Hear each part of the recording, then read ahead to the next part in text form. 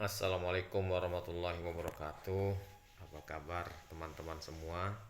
Sehat selalu ya. Melanjutkan ini masih bulan Oktober. Saya sangat tertarik berbicara tentang momen bulan Oktober, yaitu momen bulan bahasa Indonesia ya. Jadi bulan Oktober ini sebagai bulan bahasa Indonesia. Kenapa? Karena memang di bulan Oktober, tepatnya 28 Oktober 1928 telah diikrarkan bahwa bahasa persatuan kita adalah bahasa Indonesia.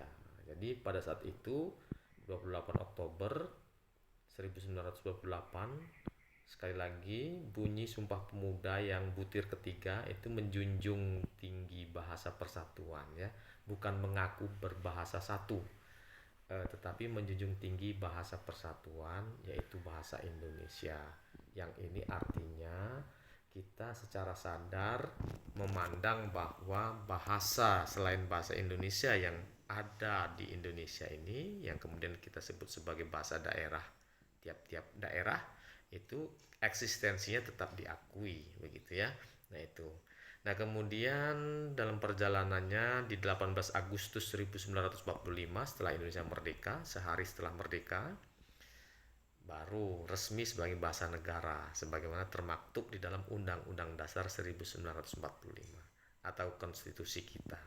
Jadi sekali lagi teman-teman, bahasa Indonesia sebagai bahasa persatuan dan bahasa negara ya, dan kemudian perkembangannya sangat menakjubkan bahwa bahasa kita ini berkembang sangat pesat dan program-program yang dikembangkan, visi kita ke depan bahwa bahasa Indonesia akan menjadi bahasa internasional di 2045.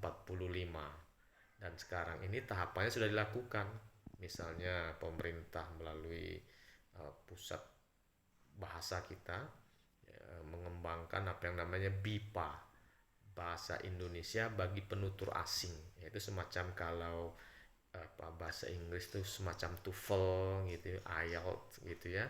Jadi orang-orang asing yang ingin belajar bahasa Indonesia sudah ada semacam panduan dan juga cara tesnya, yaitu BIPA, dan ini sudah tersebar di mancanegara, dan targetnya memang akan menjadikan bahwa bahasa Indonesia sebagai bahasa internasional. Kita patut bersyukur dengan adanya bahasa Indonesia ini sebagai bahasa persatuan, bahasa nasional, bahasa negara, bahasa pergaulan, dan bahasa komunikasi antar budaya di Indonesia.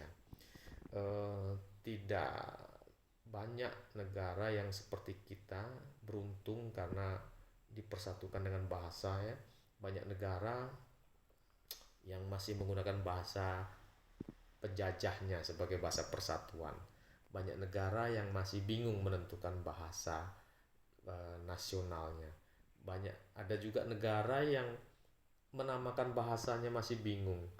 Kadang-kadang berubah menjadi bahasa ini, bahasa itu, dan seterusnya. Misalnya bahasa Melayu di Malaysia ya, itu kadang menyebutnya bahasa Malaysia, kadang menyebutnya bahasa Melayu, berubah-ubah, berganti-ganti karena belum menemukan mungkin formula yang tepat untuk menamakan bahasanya, dan di sana terdapat beberapa perbedaan pandangan tentang bahasa tersebut. Alhamdulillah kita semua sepakat bahwa bahasa Indonesia, bahasa persatuan, bahasa negara, bahasa nasional. Jadi tidak ada perbedaan, meskipun kita sadar ya, ini seringkali harus diingat juga, memang akar kita adalah bahasa Melayu.